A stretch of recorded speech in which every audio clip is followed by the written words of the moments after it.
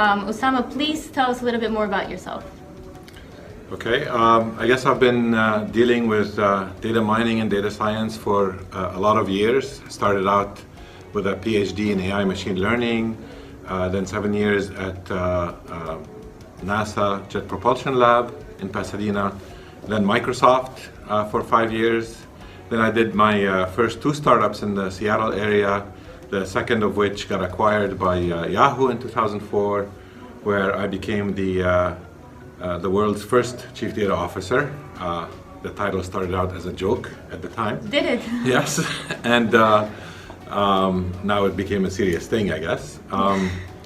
Then I did a few more startups, did a stint running a accelerator and technology investment fund in the Middle East out of Jordan. Moved to Barclays in London for 3 years, came back to Open Insights in 2016, and have been also very involved in Huda Health, which is a healthcare technology startup. So you mentioned you were the first chief data officer at Yahoo, and more recently you were the global chief data officer at Barclays. Can you tell us about how the CDO role has come about and how it has evolved? I know you said it started as a joke. It started out with the executive team and Jerry Yang kind of assembled to, welcome me to Yahoo and sort of say, okay, what shall we call you here? And the topic came up of chief data officer, and everybody in the room actually laughed and thought that sounded funny enough. Yahoo had this culture for irreverent titles, basically. Okay. Jerry Yang called himself Chief Yahoo, for example, and so forth. So that was the first really definition of what it means, and we defined it at the time as an operational role that also had to worry about kind of standards and governance and making sure everything is taken care of and well architected and so forth. So it had this dual role for me, at least in the beginning. Then I went away from Yahoo, and lo and behold, 5-6 years later, I joined Barclays, which is a 325-year-old bank, one of the major banks in Europe, based in London. And there, the contrast was significant, both because the field had matured, but by the time I remember the first time I gave a public talk as a Barclays executive, somebody walked up to me and said, do you know there's about 1,000 chief data officers in the industry? And of course I didn't mention at the time that, oh yeah, this started out as a joke. Yeah. So a lot of more organizations took it seriously. A lot of organizations realized the need.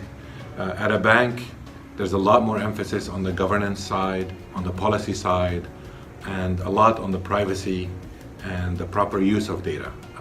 And especially for a European bank, where a lot of the laws are a bit more kind of evolved and advanced than in the US on how much data you're allowed to keep, how much you're allowed to use, etc. So the differences, I would say, were very significant, both time-wise and in terms of what the role is like and where you spend most of your energy.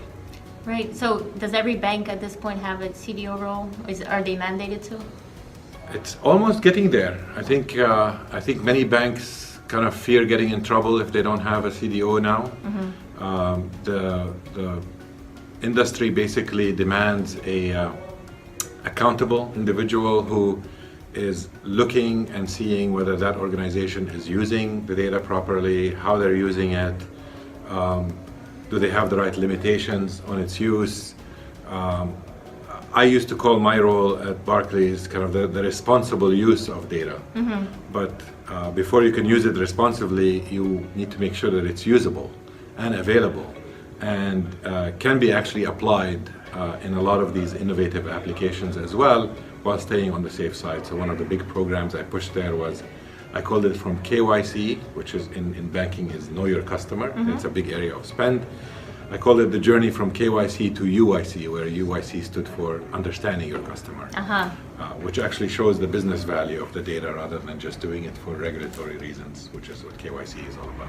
You mentioned a skills gap, which is validated by the data literacy project led by Click, who says that only 24% of the global workforce is data literate. What is the first step a CDO should take to drive data literacy and data culture within their company? One of the, that's a great question, and one of the things that I've done personally with a lot of our engagements as Open Insights, say with some of the largest organizations in the world, we actually quickly realized that data literacy and actually what we call data culture is a big part of making the stuff useful and usable. To that end, we actually launched something we call Data Academy in a lot of these big companies that are targeted at basically achieving data literacy. And there's literacy at two levels. There is what should a average employee know about data, why it's important to be safe with it, why it's important to be sensitive to it, why it's important to make sure it's kept safe. And then there is the parts on what's possible with it, which sort of goes more into the analytics. A lot of data analysts and a lot of business analysts don't even know the art of the possible on what you can do with data mining algorithms, with machine learning algorithms. I mean, a great example in monetization, when I joined Yahoo, within 2 years, by putting in the right machine learning systems, data management regimes, and some of the big data technology, we were able to generate, this is without much work, 800 million of additional revenue derived from targeting for Yahoo. Basically, they were selling the same ads at 10 to 20 times the price they used to sell at before. Because now they could actually do targeting that they could prove to their customers, well, this is well targeted, this is reaching the right audience, which resulted in a much better dynamic, both with the advertisers willing to pay more, the consumers being slightly happier. Nobody loves to see ads, but if you see ads that are relevant, it's a better experience than ads that are completely irrelevant or at the wrong time. Right. And that created a good dynamic there that actually allowed us to create value. So it's very important to have that data culture and that awareness. And part of that is both the data literacy as well as the data science literacy. Okay, so just another follow-up question. So let's say you have a big company like Barclays. How do you actually implement something where, let's say, the average admin or somebody who might touch data once in a while but is not really a data analyst or really specialized to work with data, how much do you teach them? How much should they know? Yeah, and it's different levels. When we ran these data academies, we did that at Barclays, we did that at Barclays Africa as well. Yeah. We did that at MTN, which is Africa's largest telecom. We did that at many companies in the US and in Europe. The way you do it is you create different tiers for different levels of awareness and different concepts that you want to emphasize. So somebody who doesn't touch a lot of data, we probably want them to be aware enough to understand that KPIs matter, which KPIs they should pay attention to. And our philosophy is every KPI or key performance indicator should have a version that goes all the way from the board to the CEO, all the way down to the lowest level in the company. And if you don't have that, then something is broken. Meaning it should be the exact same KPI? No, it's at a different level of granularity, right? The person in the operations probably wants to see a lot more detail. The person on the board doesn't want to see any detail but wants to see the big signal. And where should they pay attention to what's going wrong, like which region is veering off of forecasts and so forth. So that insistence culturally on saying every report has kind of a version that goes all the way from a board to the lowest level, even though it may not go to the board ever, is kind of instills the culture of thinking about it that way. Most of the training is about awareness, and as you get down to specialized roles, it becomes more technical and more around what's possible, because those are the people who can actually make the difference and help you make stuff happen. And by the way, I've been involved personally in many data science projects where we would work hard to come up with an amazing predictor of something. One example that comes to mind was working with one of the very large car manufacturers, where we were trying to predict the sales by car, by model in different micro markets. The problem was very hard. We cracked it in a very innovative way, and in the end we discovered that the executive team was unable to do much with those predictions, even though they were super accurate. Why? It took, it took basically us working with the executive assistant who prepares the in those years, incentives on automobiles were a big deal, and we figured incentives where you pay consumers money back for buying a car were the easiest thing to reprogram, right? So you could change them by market, by demand, etc. So we worked with that EA to take the spreadsheet that goes to the executive team and just allow us to color code certain cells, as in these are red because you're probably overpaying, these are green, they're great, and these need attention or change. Just doing that color coding went from great predictions where people were just watching them as a spectator sport to like, oh, now I can act on it. In this market, I need to change it up or down. Makes it a lot easier to And now act. it became actionable. So, and that's the importance of basically involving everybody, because the whole supply chain of data and the consumer chain is reliant on a lot of people doing a lot of different roles. Right. How has popularization of the data scientist role, somebody actually commented, yes, it's the sexiest role ever. That's of the 21st century, but I'm going to say ever. But because so everybody wants to be a data scientist, right? So how has that changed the expectations and of the abilities and skill set of a data scientist?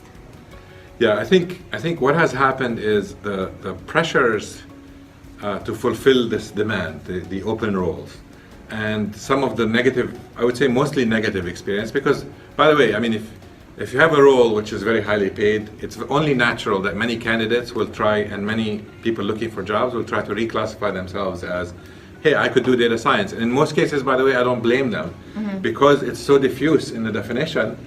They'll say, well, I'm a data scientist because I understand something about this domain, and therefore, and I've done some analysis and I can do some charting. In other areas, the data science is much more specific and needs a lot of more technical knowledge. In some cases, it needs a lot of data engineering, etc. So what I think has happened is we have now developed both an awareness and sensitivity to the importance of the role. Organizations are now basically coming up with better ways to evaluate how a data scientist is doing. By the way, one of the surprising results in our survey asking around this question is, how do you evaluate data scientists and how are they evaluated? And there's many ways to evaluate through management, whether it's how long you've been in the role and your seniority versus how much value you're delivering to the business, etc. And it's highly skewed in data science. You're being measured by how much value you're actually delivering to the business, which is so the two biggest factors are manager evaluation, not a very surprising thing, and the second one, which is even bigger, is value to the business. And I think that's very healthy, because that actually typically is objective. It gives you the right incentive, and the value could be money. The value could be, are you getting a better NPS, Net Promoter Score, from your customers? Are you servicing them better? It could be, are people feeling better about the brand? Or saving There's money many ways for to the do it, company. right? Any of these ways to do it, cost savings, more revenue, etc. So that to me is very healthy. So all of these have driven the kind of behaviors and tools that allow you to actually measure more systematically whether somebody is qualified or not. And I think there is a danger there, because if we don't define the proper standards, you end up defining it too narrowly. So it now becomes data scientists are only like deep machine learning algorithm people. That's not true. And that's why it's important to sort of define the standards correctly, so we define the right testing tools and the right approaches to evaluate. Right, and a popular question that usually comes up is, so how does one that's aspiring to be a data scientist, like what do they do first? Do they go back to school? Do they take the online courses? Do they just start getting an internship and try to learn on the job? What's your advice? Yeah, my personal advice, there's several things you need to learn if you want to be a data scientist. And some of them are slightly technical, but not impossible. Nowadays, kind of knowing Python or some programming language that helps you achieve tasks is very important. I would insist that you know some of the statistics and understand kind of what these algorithms are actually doing. Personally, when I interview data scientists, one of the areas most candidates fail under is, I'll talk to somebody and they'll pull up an algorithm's name and they'll say, I applied it here and there. If I don't feel like they understand how this algorithm works and where does it fail? Because most of the game is about failure and how to avoid failure. Right. Then your knowledge is not that useful. You know, anybody can read up about an algorithm and actually run it from a program. The real problem is, are you aware enough to understand where this thing can fall apart? When does the data become junk? As far as it's concerned, what are its particular weaknesses? When do you need to kind of shore it up in these areas of weaknesses? What kind of noise sensitivity does it have? Right. So a fundamental understanding of the science of data, of, you know, what does it mean to build a model, which is really a summary of a data set, and what are you trying to achieve with it, and how do you measure the health of the model that you generated. Those are all important aspects that you need to have a fundamental understanding. So a little bit of statistics, some programming, and of course familiarity with machine learning. And in the fields I work in, big data is very useful. And big data, again, doesn't mean volume. It actually means variety more than anything. Meaning, if I take any data set today and I add to it a professional graph, a social graph, and some documents, Right. Including videos and images and so forth, what do you do with it today? Well, for most databases, there's nothing they can do. And that's why a lot of these data sets today are becoming a lot less structured, a lot more unstructured, and therefore having some knowledge of big data as a platform that allows you to manipulate these kinds of data sets easily is also becoming necessary.